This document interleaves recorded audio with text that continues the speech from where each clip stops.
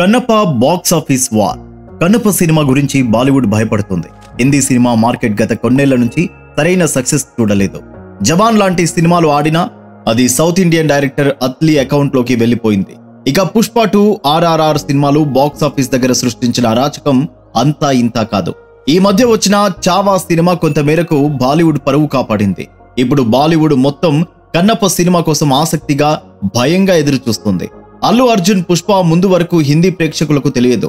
అలాంటి అల్లు అర్జున్ సినిమాల రికార్డులు సృష్టిస్తే విష్ణు మంచ్ తో పాటు ప్రభాస్, అక్షయ్ కుమార్, మోహన్ లాల్, కాజల్ అగర్వాల్, మధుబాల లాంటి స్టార్స్ జత కావడం బాలీవుడ్ ను వణికిస్తోంది.